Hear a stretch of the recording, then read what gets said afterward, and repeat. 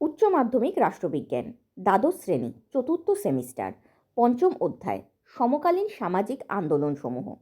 আজকের বিষয় নর্মদা বাঁচাও আন্দোলনের বৈশিষ্ট্য।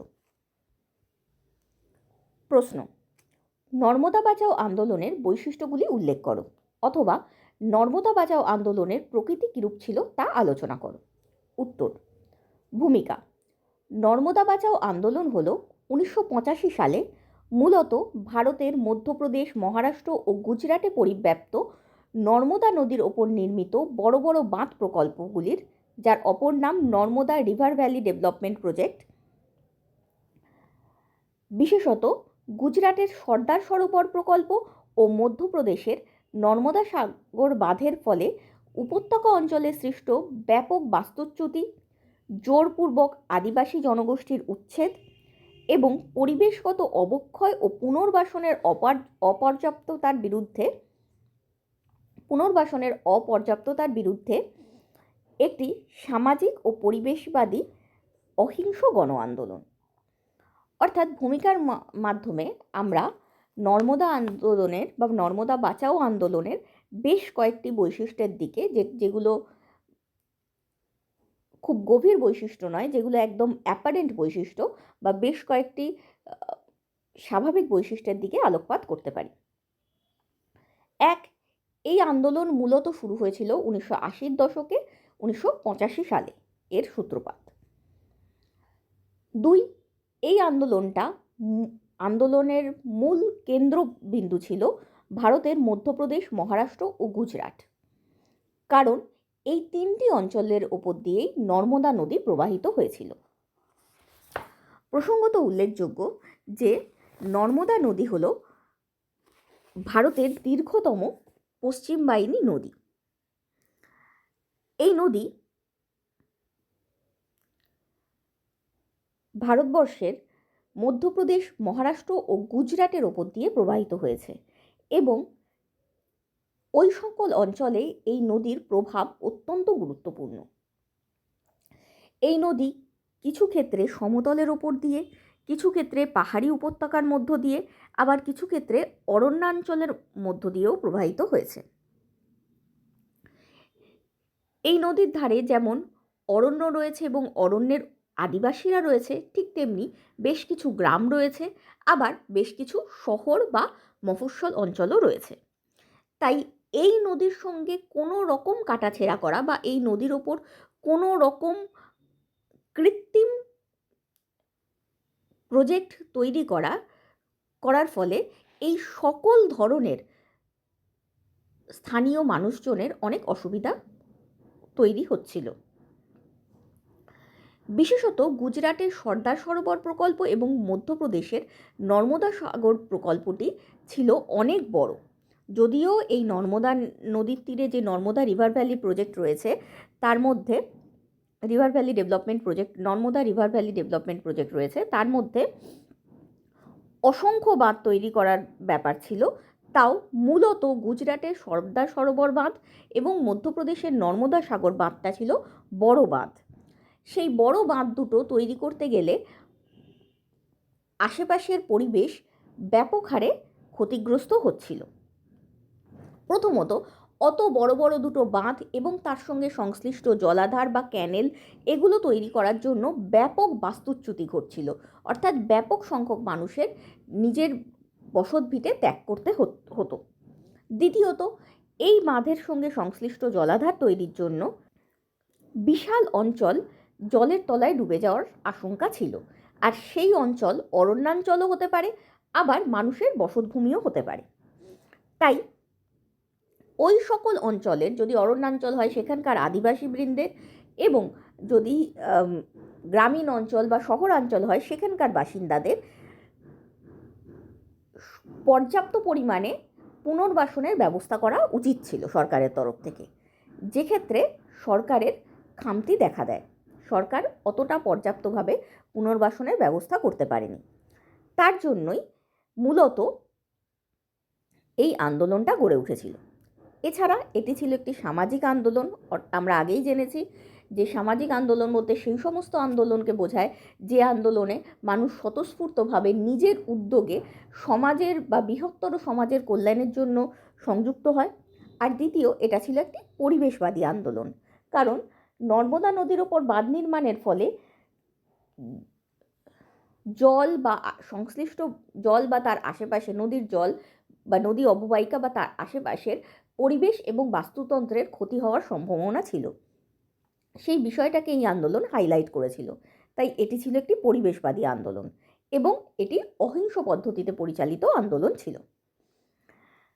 তাহলে নর্মদা বাঁচাও আন্দোলন হলো 1985 সালে মূলত ভারতের মধ্যপ্রদেশ, মহারাষ্ট্র ও গুজরাটে পরিব্যাপ্ত নর্মদা নদীর ওপর নির্মিত বড় বড় বাঁধ প্রকল্পগুলির ফলে উপত্যকা অঞ্চলে সৃষ্ট ব্যাপক বাস্তুচ্যুতি, জোরপূর্বক আদিবাসী জনগোষ্ঠীর উচ্ছেদ, পরিবেশগত অবক্ষয় ও পুনর্বাসনের অপর্যাপ্ততার বিরুদ্ধে একটি সামাজিক ও পরিবেশবাদী অহিংস গণ আন্দোলন। বৈশিষ্ট্য: নর্মদা বাঁচাও আন্দোলনের বৈশিষ্ট্যগুলি একে ভারতের অন্যতম গুরুত্বপূর্ণ ও স্বতন্ত্র সামাজিক পরিবেশবাদী আন্দোলনে পরিণত করেছিল। অর্থাৎ এর বৈশিষ্ট্যগুলি অন্যান্য সাধারণ আন্দোলনের থেকে আলাদা ছিল এবং এটি পরিবেশবাদী আন্দোলনের মধ্যে অন্যতম ছিল। এর কয়েকটি উল্লেখযোগ্য বৈশিষ্ট্য নিচে দেওয়া হলো। 1. বৃহৎ অবকাঠামো ভিত্তিক উন্নয়ন বনাম পরিবেশ সংরক্ষণ ও মানবাধিকার দ্বন্দ্ব থেকে উদ্ভূত হয়েছিল এই আন্দোলন।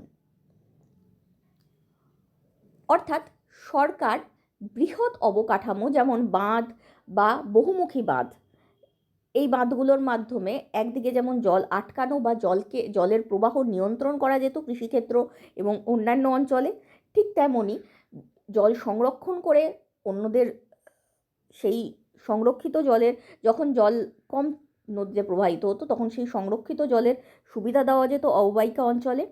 তাছাড়াও জলবিদ্যুৎ উৎপাদন এবং এরকম আরও অনেক ওয়াটার প্রজেক্ট এই বাঁধগুলোর সঙ্গে জড়িত ছিল। তাই বলা যেতে পারে যে এই যে বৃহৎ অবকাঠামো, যেটাকে আমরা ইনফ্রাস্ট্রাকচার বলি, এই বৃহৎ স্ট্রাকচার বানানোর বনাম পরিবেশ সংরক্ষণ, কারণ পরিবেশ, এই ধরনের বৃহৎ স্ট্রাকচার বানাতে গেলে আমাদের পরিবেশের বিরুদ্ধে যেতে হয়, কিছু পরিবেশের ক্ষয়ক্ষতি করতেই হয়। যেমন নদীর ওপর বাঁধ দেওয়া মানে নদীর স্বাভাবিক গতিপথকে আটকে দেওয়া, সেটাও পরিবেশের বিরুদ্ধে যাওয়া। আবার জল নিয়ন্ত্রণ করাটাও অনেকটাই প্রাকৃতিক বা প্রকৃতির বিরুদ্ধে চলে যাওয়া। তাই এই বৃহৎ অবকাঠামো ভিত্তিক উন্নয়ন বনাম পরিবেশ সংরক্ষণ ও মানবাধিকার, কারণ এই সমস্ত অঞ্চলের ব্যাপক বাস্তুচ্যুতিও হচ্ছিল, মানুষের স্বাভাবিক জীবনযাত্রাও ব্যাহত হচ্ছিল, তার জন্য এই পরিবেশ সংরক্ষণ বা মানবাধিকার দ্বন্দ্ব থেকে এই আন্দোলনটার উদ্ভব ঘটেছিল। অর্থাৎ এটি ছিল বৃহৎ অবকাঠামো ভিত্তিক উন্নয়ন বনাম পরিবেশ সংরক্ষণ ও মানবাধিকার দ্বন্দ্ব থেকে উদ্ভূত একটি আন্দোলন। নর্মদা অববাহিকায় বৃহৎ বাঁধ নির্মাণের ফলে বাঁধের জলাধারে অরণ্যাঞ্চল ও বাস্তুজমি নিমজ্জিত হওয়ার আশঙ্কা, স্থানীয় জীববৈচিত্র্য বিনাশের ভয়, মৃত্তিকা ও বাস্তুতন্ত্রের চিরন্তন ক্ষতির সম্ভাবনা, নদীর গতিপথ পরিবর্তন, জলবায়ু পরিবর্তন ও প্রাকৃতিক দুর্যোগ, বিশেষ করে বন্যা ও ভূমিকম্পের ঝুঁকির ভয় থেকেই মূলত এই আন্দোলনের উদ্ভব হয়েছিল। অর্থাৎ এই আন্দোলন বিভিন্ন কারণে হয়েছিল, বা বলা যেতে পারে এই বাঁধ নির্মাণের, নর্মদা নদীর ওপর বাঁধ নির্মাণের অনেক কুফল ছিল বা অনেক কুফল ঘটার আশঙ্কা মানুষের মনে ছিল। এক, অত বড় বাঁধ নির্মিত হলে বৃহৎ অরণ্যাঞ্চল এবং মানুষের বসতভূমি জলে ডুবে যাওয়ার আশঙ্কা ছিল। 2, যদি কোনো অরণ্যাঞ্চল বা নদীর অববাহিকার পরিবর্তন ঘটে, সেটা অরণ্যাঞ্চল ডুবে যাওয়াই হোক বা নদীর গতিপথ পরিবর্তনই হোক, তাহলে স্থানীয় জীববৈচিত্র্য বিনাশের ভয় থাকে, কারণ অরণ্য কেন্দ্রিক এবং নদী কেন্দ্রিক একটা বাস্তুতন্ত্র এখানে গড়ে ওঠে। যেমন নদীর আশেপাশে এমন অনেক প্রাণী থাকে যেই প্রাণীগুলো শুকনো এরিয়ায় থাকে না, তাদেরও বাস্তুতন্ত্রের বা পরিবেশ রক্ষায় বিশেষ ভূমিকা রয়েছে।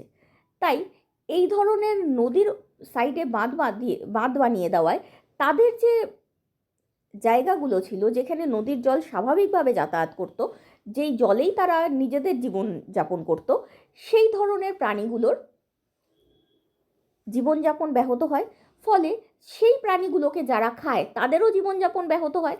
এইভাবে টোটাল বাস্তুতন্ত্রটাই অ্যাফেক্টেড হয়। তাই স্থানীয় জীববৈচিত্র্যের বিনাশের ভয়ও এই বাঁধের সঙ্গে সংশ্লিষ্ট ছিল। তৃতীয়, মৃত্তিকা ও বাস্তুতন্ত্রের চিরন্তন ক্ষতির সম্ভাবনা।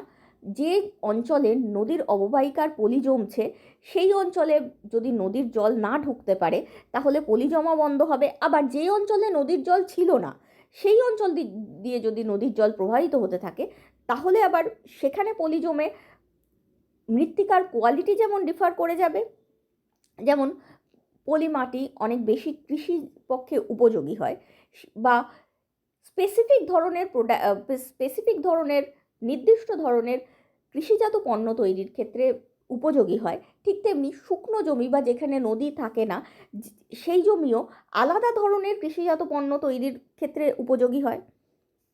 তাই এতদিন ধরে যেটা চলে আসছে, সেইভাবে নদীর গতি, সেই পরিস্থিতিটার পরিবর্তন করলে পরে দুই এরিয়াতেই, যেখানে নদী নতুন যাতায়াত করছে সেখানে এবং যেখানে নদীর জল আগে আসতো যেটাকে বাধা দেওয়া হচ্ছে সেখানে, দু জায়গারই মাটির কোয়ালিটি ডিফার করে যাবে। এতদিন ধরে যেরকম ছিল সেই কোয়ালিটি আলাদা হতে শুরু করবে। এছাড়া নদীর জলকে বাঁধ দেওয়া মানেই নদীর গতিপথ পরিবর্তনের আশঙ্কা তো রয়েই যায়। তাছাড়া এই সকল ঘটনা ঘটার ফলে জলবায়ু পরিবর্তনেরও সম্ভাবনা তৈরি হয়।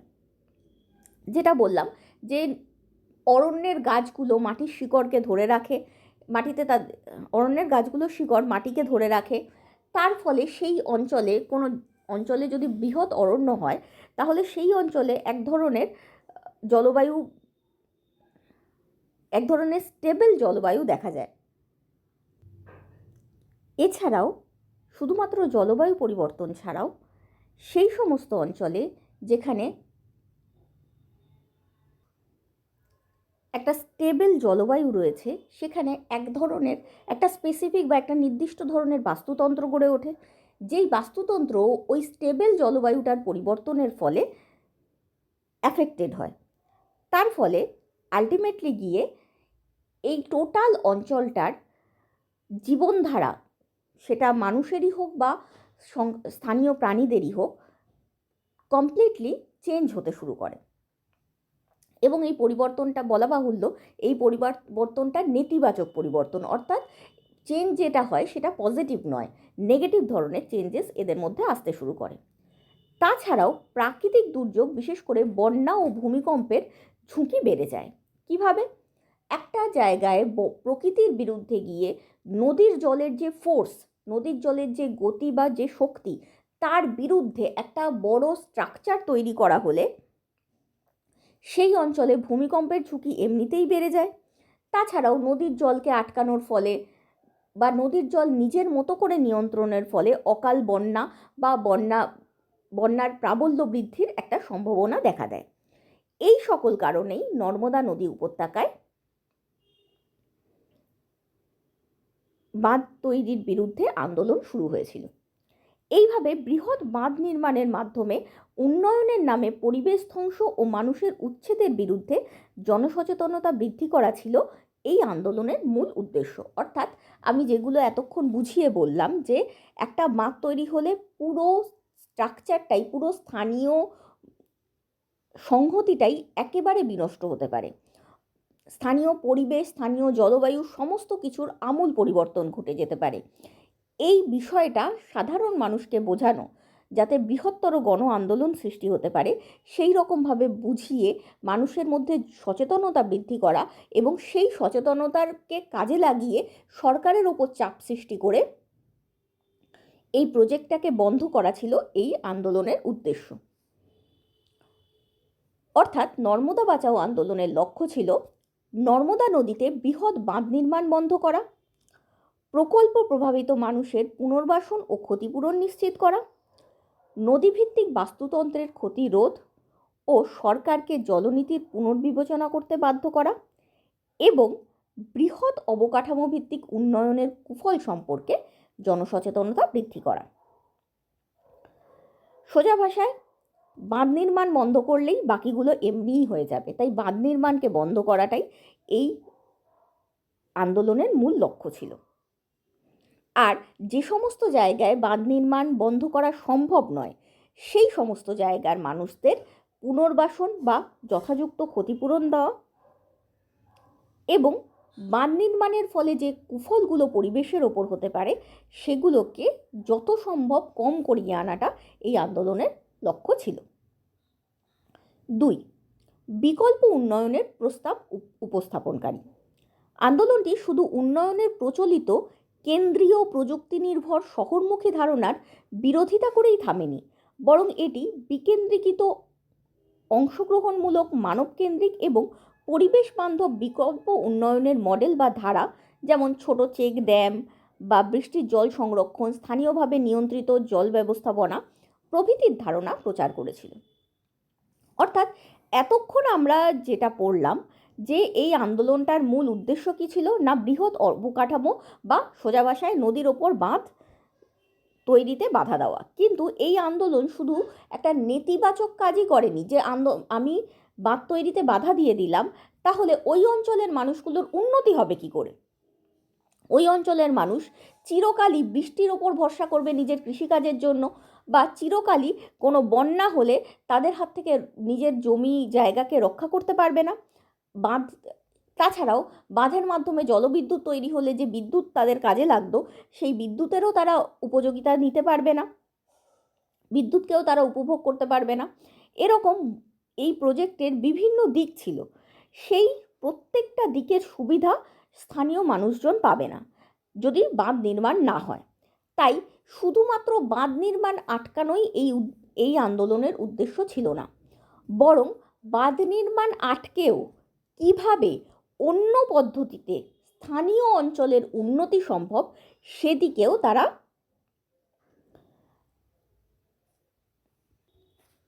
সরকারের দৃষ্টি আকর্ষণ করতে চেয়েছিল, সেই দিকগুলো তারা সরকারকে বোঝাতে চেয়েছিল।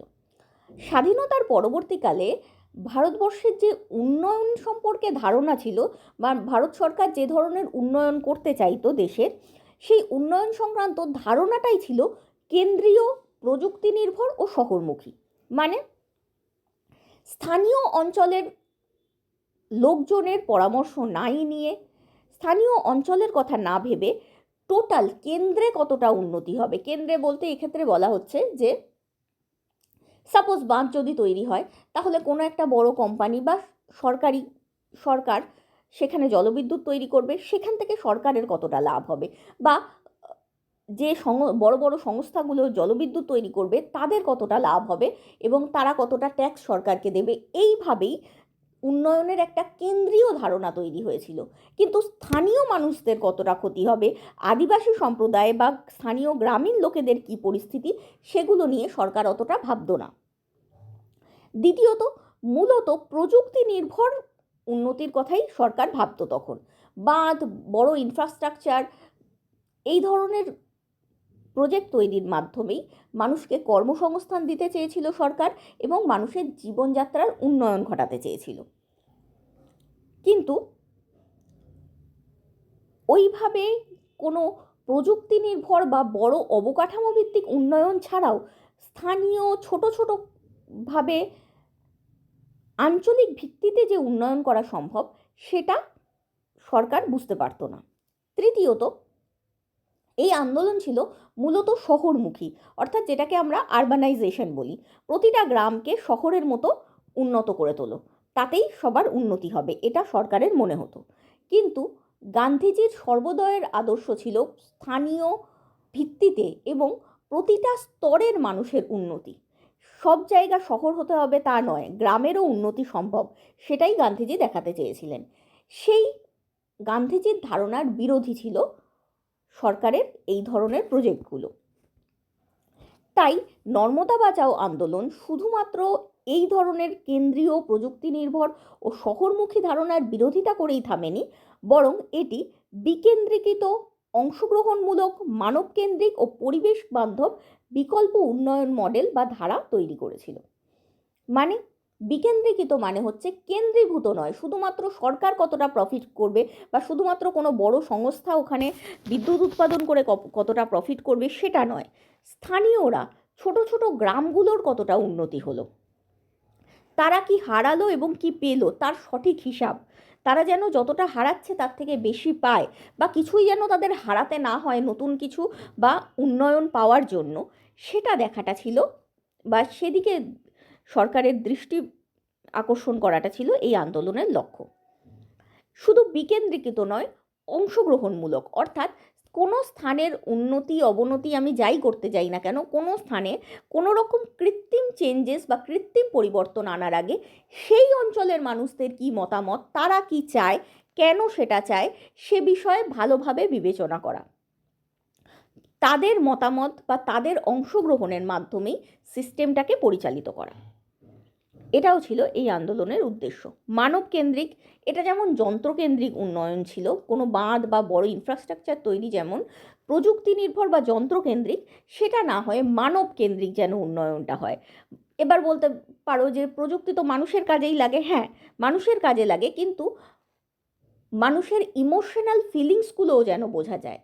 যেমন এই অঞ্চলে নদীকে মায়ের মতো সম্মান করা হতো, নদীকে পুজো করা হতো, সেই যে মানবিক অনুভূতি, বা এই অঞ্চলে বিভিন্ন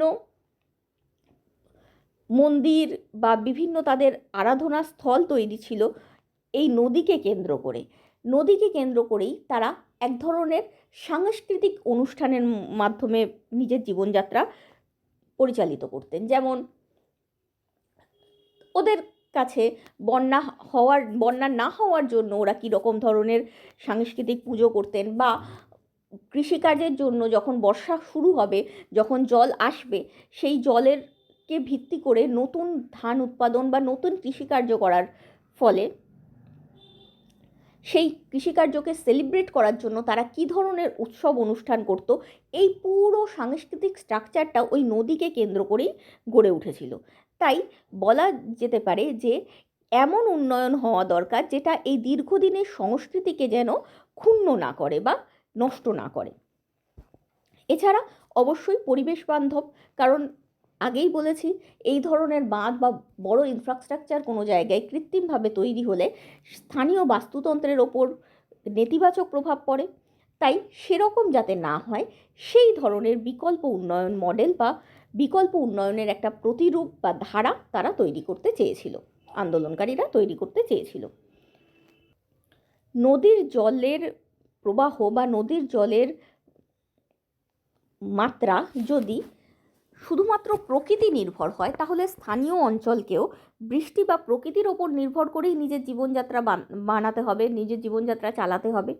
সেরকম যাতে না হয়, যাতে নদীর জলকে কিছুটা স্থানীয়ভাবে কন্ট্রোল করা যায়, তার জন্য ছোট ছোট ড্যাম বা বাঁধ বানানো, ছোট বাঁধ, তার সঙ্গে বৃষ্টির জলকে সংরক্ষণ করা, যেটা সরকার জল নিয়ন্ত্রণের মাধ্যমে করতে চাইছিল, যে বড় বাঁধ, সেই বাঁধের থেকে যখন বেশি জল আসছে তখন সেই জলটাকে একটা সংশ্লিষ্ট জলাধারে স্টোর করা হবে, এবং যেই সময় গরমকালে জল আসবে না তখন ওই জলাধার থেকে জল নদীতে ছাড়া হবে। এত বড় প্রজেক্ট না করে বৃষ্টির জলকে সংরক্ষণ করা যেতে পারে স্থানীয়ভাবে।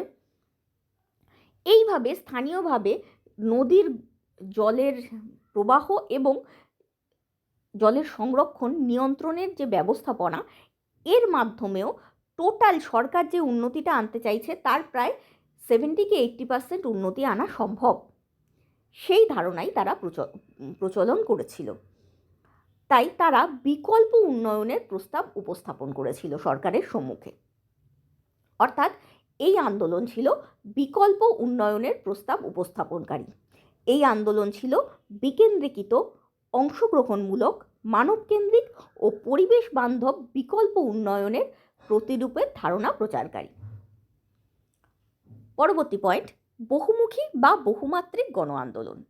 নর্মদা বাঁচাও আন্দোলন শুধু বাঁধ বিরোধী আন্দোলন ছিল না, এটি জবরদস্তি উচ্ছেদের বিরুদ্ধে পুনর্বাসনের মানবাধিকার, জল সম্পদ ব্যবস্থাপনা ও পরিবেশবাদ, আদিবাসী ও দরিদ্র কৃষকদের প্রতি বৈষম্যের পরিবর্তে সামাজিক ন্যায় প্রতিষ্ঠা এবং বিকল্প উন্নয়নের দর্শন, এই সকল পরস্পর সংযুক্ত বিষয়গুলিকে এক সূত্রে গেঁথেছিল। অর্থাৎ শুধুমাত্র বাঁধের বিরোধিতা করেই এই আন্দোলন সংগঠিত হয়নি। ওই বাঁধ তৈরির জন্য জবরদস্তি যে উচ্ছেদ হচ্ছিল এবং এই মানুষজনকে উচ্ছেদ করার পর মানুষজনের যে সঠিক পুনর্বাসনের অধিকারকে খর্ব করা হচ্ছিল তার বিরুদ্ধেও প্রতিবাদ ছিল এই আন্দোলন। আমি আগেই বলেছি যে নর্মদা নদী বিভিন্ন অঞ্চলের মধ্য দিয়ে প্রবাহিত হয়েছে। এখানে কিছু শহরাঞ্চল ছিল যারা বাঁধ তৈরির ফলে যে ক্ষতিগ্রস্ত তারা হচ্ছে, সেই ক্ষতির বিরুদ্ধে তাদের কি কি অধিকার আছে সেই সম্পর্কে সেই শহরাঞ্চলের মানুষ সচেতন ছিল। তারা নিজের ডকুমেন্ট জমা করেছে সরকারের কাছে এবং সরকার মোটামুটিভাবে তাদের অধিকাংশেরই পুনর্বাসন করিয়ে দিয়েছে। কিন্তু যে গ্রাম বা প্রান্তিক অঞ্চলগুলো দিয়ে, স্পেসিফিক্যালি যে বনাঞ্চলগুলো দিয়ে এই নদীটা যাচ্ছিল এবং যেই বনাঞ্চলগুলোর ক্ষতি হওয়ার সম্ভাবনা ছিল এই বাঁধ নির্মাণের ফলে, সেই বনাঞ্চলের অনেকের কাছেই উপযুক্ত ডকুমেন্টস ছিল না নিজের জমির। তাই তাদের কোনো কথা সরকার শোনেইনি। তারা কিভাবে জীবনযাত্রা করত, তাদের কি সংস্কৃতি, তাদের কিভাবে পুনর্বাসন করা হয়, সেই ধরনের কোনো ভাবনা চিন্তা সরকারের ছিলই না। তাই এই ধরনের মানুষরা ওই জায়গা থেকে চলে যেতে চাইছিল না, বাস্তু জমি ছাড়তে চাইছিল না। এদেরকে, মূলত এরা আদিবাসী সম্প্রদায় ছিল, এদেরকে জবরদস্তি সরকার পক্ষ থেকে উচ্ছেদ করা হয় এবং এদের সঠিকভাবে তো ছেড়েই দাও, অনেক ক্ষেত্রে পুনর্বাসনের কোনো ব্যবস্থাই করেনি সরকার।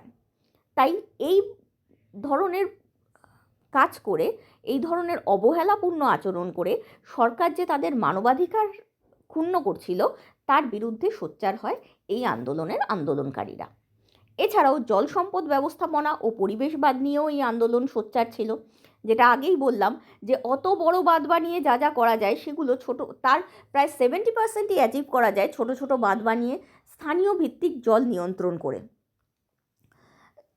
তাই এইভাবে জল সম্পদ ব্যবস্থাপনা ও পরিবেশবাদ বা পরিবেশের বাস্তুতন্ত্র রক্ষার চেষ্টায় এই আন্দোলন সরব ছিল। এছাড়াও আদিবাসী ও দরিদ্র কৃষকদের প্রতি বৈষম্যের পরিবর্তে সামাজিক ন্যায় প্রতিষ্ঠা এবং বিকল্প উন্নয়নের দর্শনের প্রচার, এই সকল বিষয়গুলো যে পরস্পরের সঙ্গে সংযুক্ত সেটাকে এই আন্দোলন সামনে তুলে ধরেছিল এবং এই আন্দোলন এই সকল বিষয়ের জন্যই লড়েছিল। পরবর্তী পয়েন্ট, স্বতঃস্ফূর্ত ও সক্রিয় গণ আন্দোলন। এই আন্দোলন মধ্যপ্রদেশের গুজরাট, মহারাষ্ট্র ও এই আন্দোলন মধ্যপ্রদেশ, গুজরাট ও মহারাষ্ট্রের ক্ষতিগ্রস্ত এলাকার ভিন্ন ভিন্ন সম্প্রদায়ভুক্ত জনগোষ্ঠী অর্থাৎ আদিবাসী, কৃষক, দিনমজুর, মৎস্যজীবী, গ্রামীণ ও প্রান্তিক নারী পুরুষ ছাড়াও সমগ্র দেশের পরিবেশকর্মী ও মানবাধিকার কর্মীগণ উদ্যোগে সক্রিয়ভাবে অংশগ্রহণ করেছিল। এটি ছিল সকল স্তরের মানুষের সম্মিলিত প্রতিবাদ মঞ্চ। আগেই বলেছি নর্মদা নদী মহারাষ্ট্র, মধ্যপ্রদেশ ও গুজরাটের মধ্য দিয়ে প্রবাহিত হয়েছে। এই সকল অঞ্চলের, যেখানে কিছু পাহাড়ি অঞ্চল ছিল, বনাঞ্চল ছিল, গ্রামীণ অঞ্চল ছিল, এমনকি শহর বা মফস্বল অঞ্চলও ছিল, এই সকল অঞ্চলের অধিবাসীরা এই নর্মদা নদীর ওপর বাঁধ বানানোর ফলে অ্যাফেক্টেড বা ক্ষতিগ্রস্ত হচ্ছিল। তাই এই সকল অঞ্চলের বিভিন্ন স্তরের, বিভিন্ন ধরনের, বিভিন্ন পেশার মানুষজনকে এই নর্মদা আন্দোলন এক করেছিল। এই সমস্ত অঞ্চলে কিছু আদিবাসী ছিল যারা বনাঞ্চলে থাকতো, যারা পাথর কেটে, নদীর ধারের পাথর কেটে এবং বন থেকে রসদ সংগ্রহ করে নিজের জীবনযাপন করত। কৃষক ছিল যারা নর্মদা অববাহিকায় যেখানে পলি জমা হতো সেখানে কৃষিকাজ করত। দিনমজুর ছিল যারা পাথর কাটার ধরনের কাজ করত। মৎস্যজীবী ছিল যারা মাছ সংগ্রহ করত নদীর থেকে। এছাড়াও গ্রামীণ ও প্রান্তিক মানুষ ছিল, সেই মানুষের মধ্যে নারী পুরুষ সকলেই ছিল।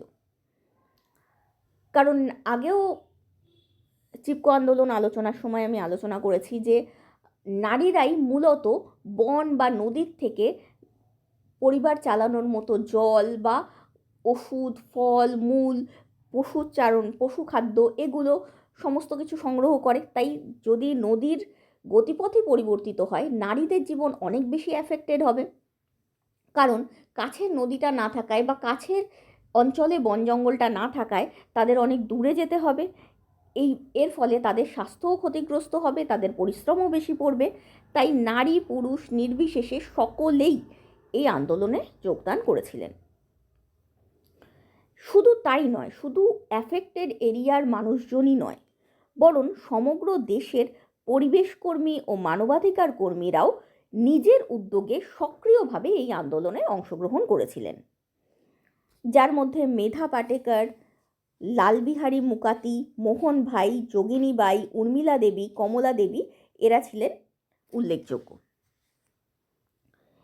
এরা সকলে মিলে সকল স্তরের মানুষের সঙ্গে সম্মিলিত হয়ে এই বাঁধের বিরুদ্ধে প্রতিবাদের সরব হয়েছিলেন। পরবর্তী পয়েন্ট, নারী নেতৃত্ব ও ব্যাপক নারী অংশগ্রহণের মাধ্যমে পরিচালিত সামাজিক আন্দোলন ছিল নর্মদা বাঁচাও আন্দোলন।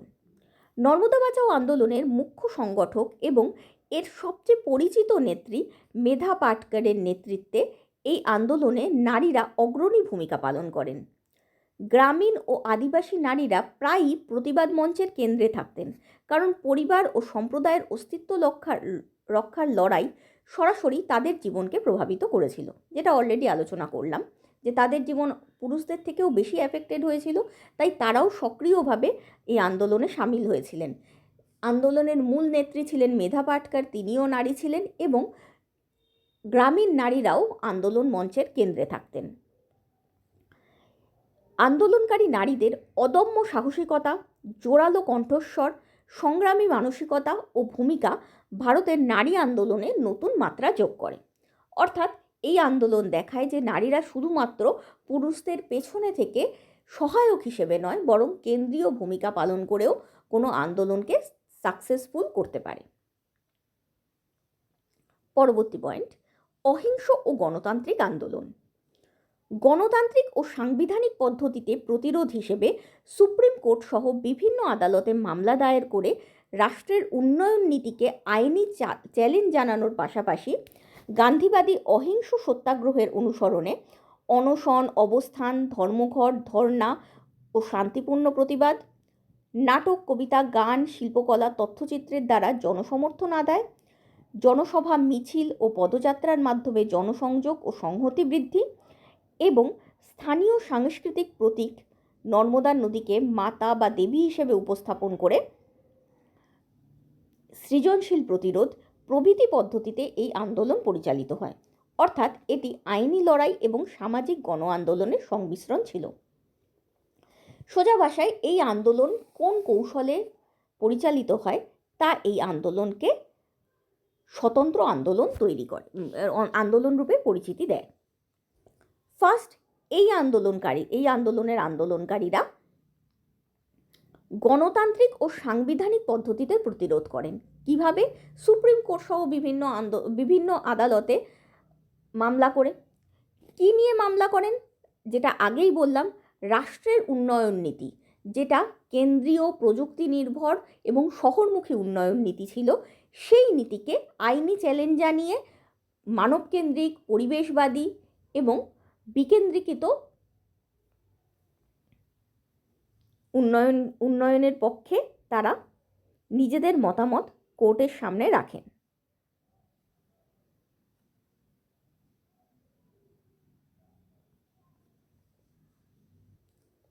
ফলে তারা সাংবিধানিক পদ্ধতিতে এবং যেটাকে আমরা গণতান্ত্রিক পদ্ধতি বলি, সেই পদ্ধতিতে কোর্টের মাধ্যমে লড়াই করেন, আইনের মাধ্যমে লড়াই করেন এবং আইনি লড়াই করেন। দ্বিতীয়ত, শুধুমাত্র আইনি লড়াই করেই তারা থেমে যাননি। তারা গান্ধীবাদী অহিংস সত্যাগ্রহের অনুসরণে অনশন, অবস্থান, ধর্মঘট, ধর্ণা ও শান্তিপূর্ণ প্রতিবাদও করেন। আগেই বলেছি, মূলত গান্ধীজির সর্বোদয়ের আদর্শেই অনুপ্রাণিত ছিল এই আন্দোলন। তাই গান্ধীবাদী অহিংস সত্যাগ্রহের নীতির মতো তারাও গান্ধীজি যেরকমভাবে সত্যাগ্রহকে পরিচালিত করেছিলেন, সেইভাবেই অনশন, অবস্থান, ধর্মঘট, ধর্ণা ও শান্তিপূর্ণ প্রতিবাদের মাধ্যমে তারা এই আন্দোলনকে পরিচালিত করে। শুধু গান্ধীবাদী অহিংস সত্যাগ্রহের পদ্ধতিতেই নয়, বরং তারা জনসমর্থন আদায়ের জন্য নাটক, গান, কবিতা, শিল্পকলা, তথ্যচিত্র প্রভৃতির মাধ্যমে প্রচার চালাতে থাকে। চতুর্থত, তারা জনসভা, মিছিল ও পদযাত্রার মাধ্যমে জনসংযোগ ও সংহতি বৃদ্ধি করে।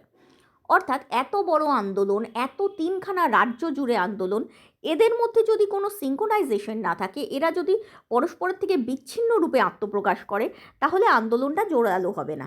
তাই পদযাত্রার মাধ্যমে সমগ্র অববাহিকা অঞ্চলের মানুষদের এক করা, তাদের মধ্যে সংহতি বৃদ্ধি করা, তাদের জনসংযোগ বাড়ানো এবং বেশি করে জনসমর্থন আদায়ের জন্য তারা অনেক রকম মিছিল, পদযাত্রা প্রভৃতিও করেছিলেন। এছাড়া স্থানীয় সাংস্কৃতিক প্রতীকগুলোকে ব্যবহার করে তারা সৃজনশীল প্রতিরোধও করেছিলেন। যেমন নর্মদা নদীকে তারা মাতা বা দেবী রূপে উপস্থাপন করেন, এতে মানুষ অনেকটা সংবেদনশীল হয়, এই আন্দোলনের প্রতি সমর্থন অনেক বেশি বেড়ে যায়। এইভাবে স্থানীয় সাংস্কৃতিক প্রতীকগুলোকে ইউজ করে, যে চিরকালই নর্মদা নদীকে তো পুজো করাই হতো, সেইগুলোকে কাজে লাগিয়ে তারা এই আন্দোলনের প্রতি বেশি সমর্থন আদায়ের চেষ্টা করেন। তাই এটা শুধু আইনি লড়াই ছিল না, এটা ছিল সামাজিক গণ আন্দোলন আর আইনি লড়াইয়ের সংমিশ্রণ। পরবর্তী পয়েন্ট, বৃহৎ অবকাঠামোমূলক প্রকল্পের বিরুদ্ধে প্রাতিষ্ঠানিক ও যুক্তিবাদী লড়াই। এটি সরকার, আদালত এবং আন্তর্জাতিক অর্থ সংস্থানকারী সংস্থাগুলোর বিরুদ্ধে দীর্ঘমেয়াদী ও সুসংগঠিত লড়াইয়ের মডেল বা প্রতিরূপ তৈরি করেছিল। যেটা আমি আগেই বললাম, বিভিন্ন গণতান্ত্রিক পদ্ধতিতে তারা লড়েছিল। তাই কিভাবে এই ধরনের আন্দোলন পরিচালনা করা যায় সেটা তারা বিশ্বকে দেখিয়েছিল। আন্দোলনটি সুপ্রিম কোর্টে বিস্তারিত শুনানি, স্বাধীন তদন্ত এবং নীতি পুনর্বিবেচনার দাবি জানায়। এনবিএ মানে নর্মদা বাঁচাও আন্দোলন কেবল আবেগপ্রবণ প্রতিবাদ করে না, বিশদ সমীক্ষা, তথ্য সংগ্রহ এবং স্বাধীন বিশেষজ্ঞ রিপোর্ট, যেমন স্বতন্ত্র কমিশনের রিপোর্ট প্রভৃতি ব্যবহার করে তাদের যুক্তি প্রতিষ্ঠা করেছিল। যেটা আগে বললাম, মানুষকে সংবেদনশীল করে দেওয়া হচ্ছিল নদীকে পুজো করা বা এই ধরনের সেন্টিমেন্টগুলোকে কাজে লাগিয়ে। কিন্তু নর্মদা বাঁচাও আন্দোলনের আন্দোলনকারীরা শুধুমাত্র এই একটা পদ্ধতিতেই লড়েনি, বরং তারা বিশেষজ্ঞের রিপোর্ট এনেছিল, তারা বৈজ্ঞানিকভাবে ব্যাখ্যা করেছিল যে অত বড় বাঁধ হলে পরিবেশের কতটা ক্ষতি হতে পারে। তারা বৈজ্ঞানিকভাবে নিজেদের যুক্তি প্রতিষ্ঠা করেছিল। তারা প্রকল্পের দাবিকৃত সুবিধা এবং প্রকৃত ক্ষতির একটি পাল্টা হিসাবও দাঁড় করায়।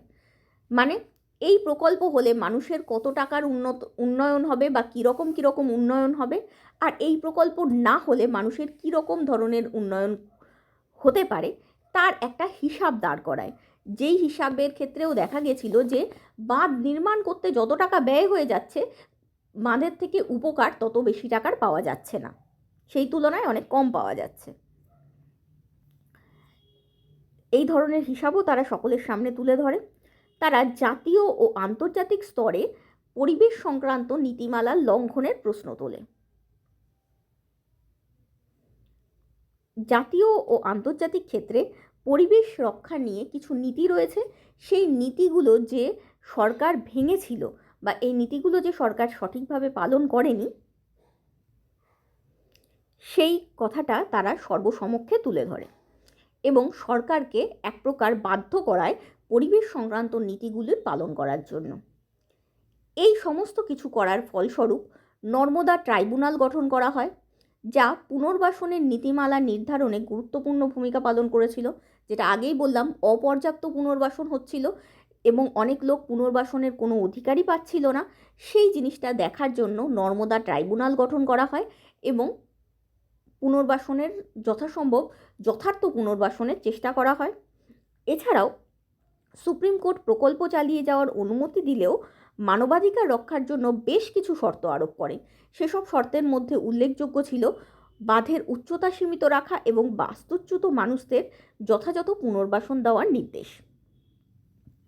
অর্থাৎ সরকার বাঁধ পুরোপুরি বন্ধ করেনি, বাঁধ নির্মাণ পুরোপুরি বন্ধ করেনি, সরকার বলো বা সুপ্রিম কোর্ট বলো, বাঁধ নির্মাণ পুরোপুরি বন্ধ করার অনুমতি তারা দেয়নি। কিন্তু বাঁধ নির্মাণের ওপর তারা অনেক শর্ত চাপিয়েছিল। যেমন বাঁধের উচ্চতা অনেকটা কম করে দেওয়ার কথা তারা বলেছিল, যার ফলে অত বৃহৎ ইনফ্রাস্ট্রাকচারের ফলে যে ক্ষতিটা হওয়ার সম্ভাবনা ছিল সেই ক্ষতির পরিমাণ কমে আসে। এছাড়াও তারা পুনর্বাসনের নির্দেশও দিয়েছিল, যথাযথ পুনর্বাসন করানোর নির্দেশও দিয়েছিল।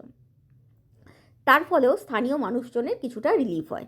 এরকম আরও অনেক শর্ত তারা চাপিয়েছিল, যেই শর্তগুলো পরিবেশ রক্ষার জন্য এবং মানবাধিকার রক্ষার জন্য গুরুত্বপূর্ণ ছিল।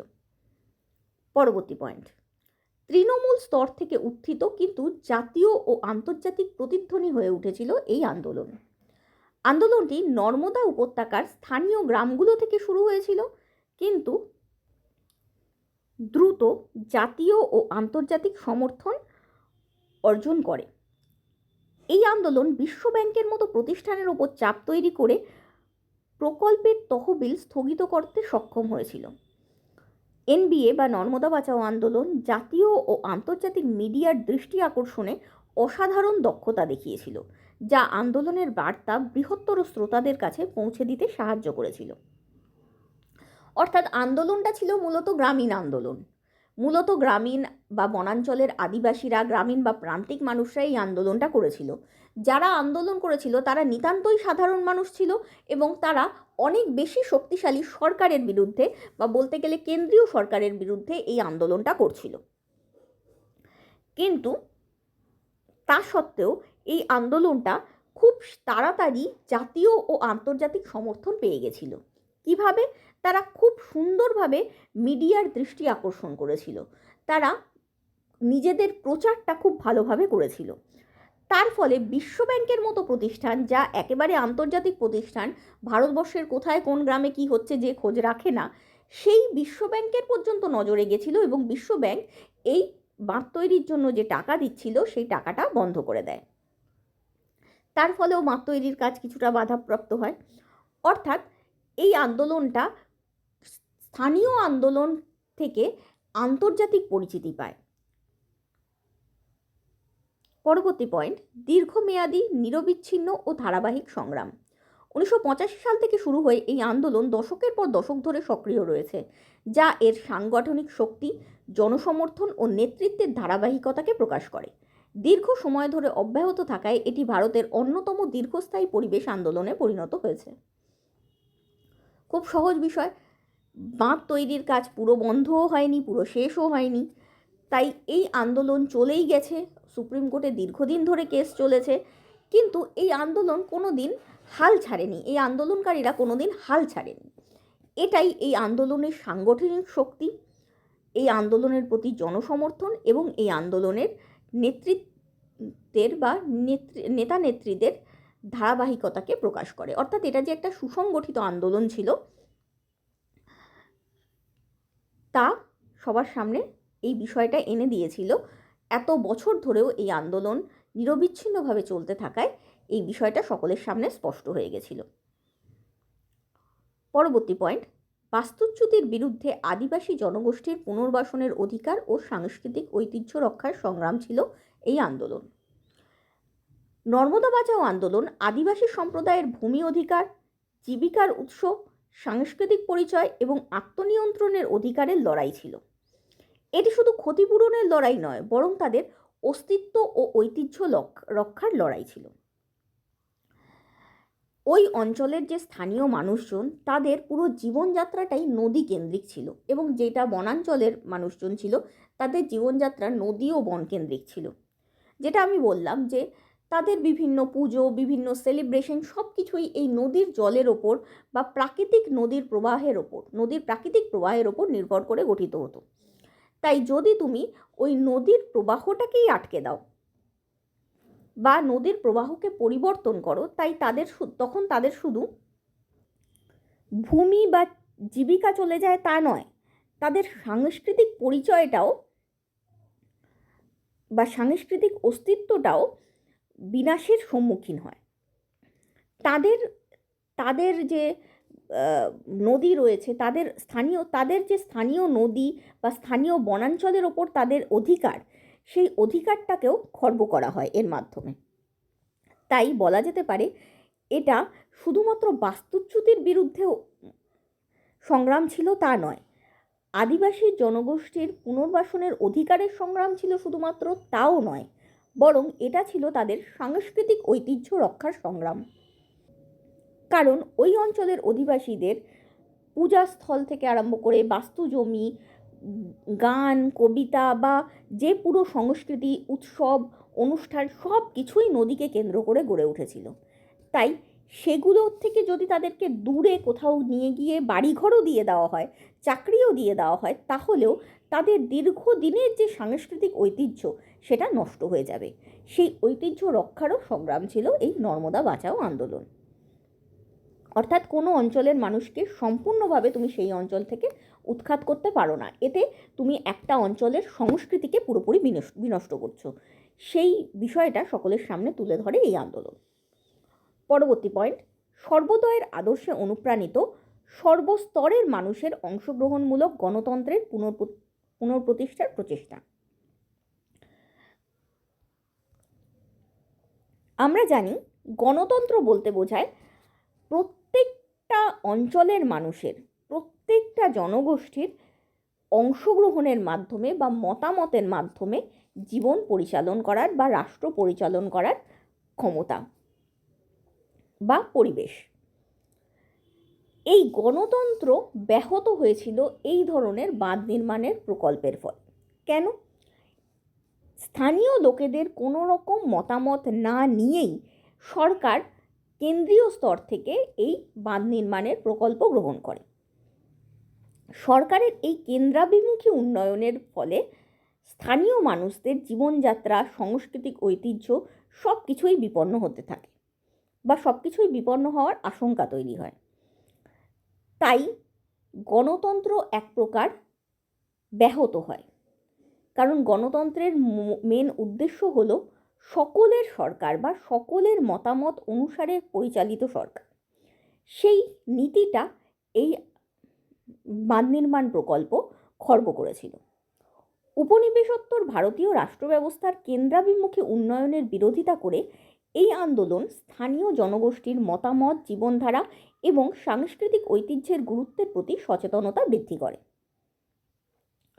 অর্থাৎ শুধুমাত্র যেটা আগেই পড়িয়েছি, কেন্দ্রাভিমুখী উন্নয়ন নয়, স্থানীয় ভিত্তিক উন্নয়নের প্রতি সরকারের দৃষ্টি আকর্ষণ করে এই আন্দোলন। এই আন্দোলন জাতীয় পুনর্বাসনের সরকারি নীতি সংশোধন করতে সক্ষম হয়েছিল, যার ফলে পুনর্বাসন দেওয়ার আগে ক্ষতিগ্রস্ত মানুষদের মতামত গ্রহণের নতুন নীতি গৃহীত হয়। অর্থাৎ এই আন্দোলন শুধু নর্মদা আন্দোলনের ক্ষেত্রেই না বা নর্মদা বাঁচাও আন্দোলনের ক্ষেত্রেই নয়, অন্য যে কোনো বৃহৎ অবকাঠামো তৈরির ক্ষেত্রে সরকার যাতে শুধুমাত্র কেন্দ্রের কথা না ভেবে স্থানীয় লোকেদের মতামত গ্রহণ করে, সেই নীতিকে সরকারি নীতির মধ্যে সামিল করেছিল এই আন্দোলন। এইভাবে এই আন্দোলন গণতন্ত্রকে পুনঃপ্রতিষ্ঠিত করে। স্থানীয় লোকেদের, সর্বস্তরের মানুষের অংশগ্রহণের মাধ্যমে রাষ্ট্র পরিচালনার নীতি এই আন্দোলন সরকারকে পালন করতে বা গ্রহণ করতে বাধ্য করেছিল, যা ছিল গান্ধীজির সর্বোদয় আন্দোলনের উদ্দেশ্য। উপসংহার: নর্মদা বাঁচাও আন্দোলন ছিল একটি বহুমাত্রিক, সুসংগঠিত, সৃজনশীল এবং দৃঢ় প্রত্যয়ী আন্দোলন, যা গণ আন্দোলন, যা গান্ধীবাদ, পরিবেশবাদ, নারীবাদ এবং মানবাধিকার আন্দোলনের উপাদানগুলিকে একত্রিত করেছিল। এটি দেখিয়েছিল যে কিভাবে একটি স্থানীয় বিষয় রাষ্ট্রীয় ও বৈশ্বিক উন্নয়ন নীতির বিতর্কের কেন্দ্রবিন্দুতে পরিণত হতে পারে। এর সবচেয়ে গুরুত্বপূর্ণ বৈশিষ্ট্য ছিল প্রভাবিত মানুষের মর্যাদা ও অধিকারের প্রতি অবিচল আগ্রহ এবং সামগ্রিক উন্নয়নের একটি ন্যায়সঙ্গত ও স্থিতিশীল বিকল্পের জন্য দৃঢ় প্রচেষ্টা। অর্থাৎ যা পড়ালাম যে এই আন্দোলন একটা বহুমুখী আন্দোলন ছিল, যা সুসংগঠিত ও সৃজনশীল পদ্ধতিতে গান্ধীবাদ, পরিবেশবাদ, নারীবাদ, মানবাধিকার এই সব কিছুকে একত্রিত করে এটা দেখিয়েছিল যে স্থানীয় কোনো আন্দোলন রাষ্ট্রীয় তথা বৈশ্বিক স্তরের আলোচনার কেন্দ্রবিন্দু হয়ে যেতে পারে এবং মানুষের মর্যাদা ও অধিকার রক্ষার জন্য আর সামগ্রিক উন্নয়নের জন্য এই আন্দোলন ন্যায়সঙ্গত এবং স্থিতিশীল বিকল্প প্রদান করেছিল। স্থিতিশীল বিকল্পের ধারণা প্রদান করেছিল সরকার তথা সাধারণ মানুষজনকে। এই ছিল নর্মদা বাঁচাও আন্দোলনের বৈশিষ্ট্য। উত্তরটা ভালো লাগলে প্লিজ লাইক করো, শেয়ার করো বন্ধুদের সাথে এবং এই ধরনের আরও প্রশ্নের উত্তর জানতে হলে অবশ্যই কমেন্টের মাধ্যমে জানিও আর চ্যানেলটাকে অবশ্যই সাবস্ক্রাইব করো। Thank you.